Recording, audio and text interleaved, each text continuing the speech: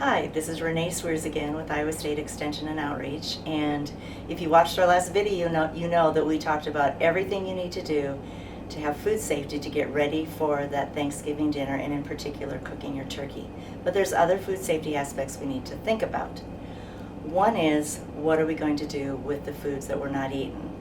And so the golden rule is they should not be out at room temperature for more than 2 hours.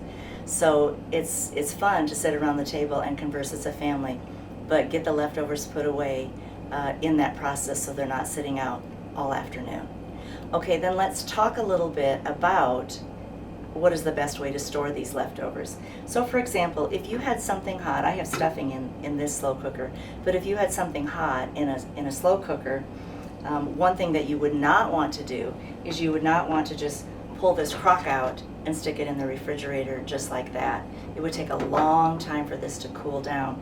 I have a pretty good volume of stuffing left over in here, plus the crock is hot. And so what we want to think about when we are thinking about, putting these leftovers away is how quickly can we get them cool. So if I'm not going to put this stuffing away in this ceramic crock, what would be the best way to put it away? Well, one thing to think about is how can I get it into a thinner layer, maybe just a couple of inches. So I have two pans here. I have this glass 9x13 pan. I have a metal 9x13 pan. And I'm going to choose the metal 9x13 pan to put the stuffing in, simply because metal is a good conductor. And so when I put this in the cooler, it will let the heat out and it'll let the cold in faster than what a glass pan would. So let's go ahead and do that.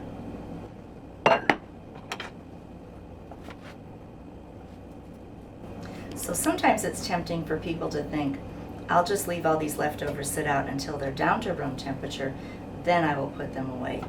Well, you might be tempted to do that, but it's really better to get them in this thin layer and get them covered just lightly and get them in the cooler. Now if you put too much hot food in your cooler, of course it's going to warm up your refrigerator, and that won't be good either.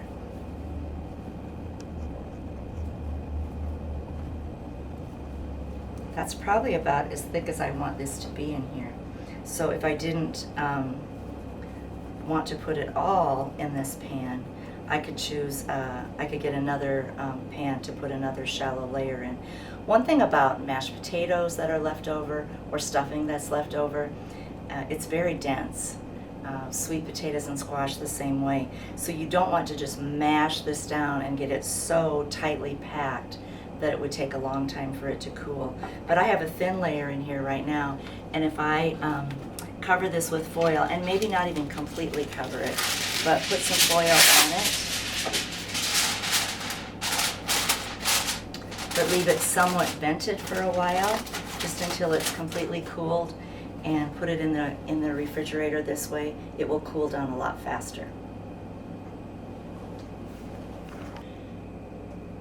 All right, so let's think about how we're going to handle some of our other side dishes and leftovers. Here we have just a serving bowl of leftover whole kernel corn, and although it's not a huge bowl, it is still pretty deep in there.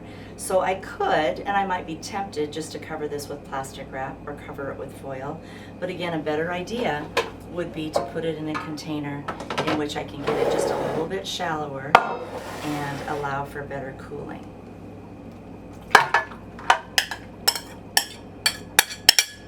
So that would have taken a while for that corn to get cool in the center of that serving bowl. But now that I have it spread out a little bit in this more shallow pan that's got a little bit more surface area, it's going to cool a little quicker. And then we have our leftover turkey or any other meat that you might have left over from your holiday meals. So this isn't a huge quantity of turkey. I potentially could just cover it and pop it in the refrigerator that way, but it would actually be better, and we would have a little bit quicker cooling, again, if we can spread this out into a more shallow pan. So I'm just going to slide this right off and then spread it out, and this will cool a lot quicker. And you might be thinking, well, I wouldn't have enough room for all these pans that she's putting things in. But once I get it cooled, then if I want to transfer it to a deeper plastic container, I could. We just don't want to start with a deep plastic container because that's really going to hold the heat in for a long time. After this is cooled, maybe I'll have it in there for an hour or so, and that would definitely be then when I could transfer this. You might also be thinking, well, maybe I could pop that in the freezer and maybe I could cool it that way. Actually, this turkey you probably could put in the freezer. Just leave it in there for 15-20 minutes. It would probably be nicely cooled. But anything that has any depth to it, putting it in the freezer, it's only going to cool the outside and not the inside. So I hope just kind of thinking through some of these ways for cooling, making a shallow layer, using a metal pan, not covering them really tightly while it's in the cooling process. I hope this will help you kind of think through some of this. Another thing that sometimes people do is they will use the plastic Ziploc bags, and they'll put a large quantity of, let's just say, hot meat in this. Same problem. We really need to cool it down first. Then we can go ahead and transfer it to the Ziploc bag. Okay, so sometimes we have a large quantity of hot food, like maybe a large pot of soup, and we have to think through, how am I going to cool that down? So we could use the strategy that I call super cooling. So first I put some ice in this bowl, and then I put my pot of soup down in it, and then I put ice cold water around it, and I'm just going to let that sit, and then I'll remove the lid, and then every once in a while I'll give this a stir, and it won't take long at all in this ice water for this pot of soup to cool down. Once it's cooler, or at least down to room temperature, then I can go ahead, lift it out of the ice bath, and put it in my refrigerator.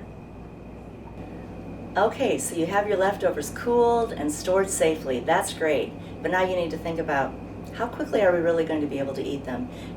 We want you to get them used up by about 4 days. So for example, if it's the Thanksgiving holiday being on Thursday, by Monday, those leftovers should be eaten. If you're looking at the amount of leftovers you have and you think, no, that's not going to happen, then go ahead and get them packaged and put some of it into the freezer. So don't wait till Monday to put it in the freezer. Do that on Thursday evening or on Friday. Get those in the freezer. Otherwise, plan to use your other leftovers up by Monday. So we do have a lot of resources related to food safety and also healthy cooking and eating at our ISU Extension and Outreach webpage, and at the Woodbury County Extension and Outreach webpage. So we would invite you to access all of that information. We have Answer Line, which is a toll-free number which you can call anytime during the week and get questions answered about cooking your holiday meals or about food safety or other things related to home and family. So thanks for joining us, and we hope you have a wonderful holiday season.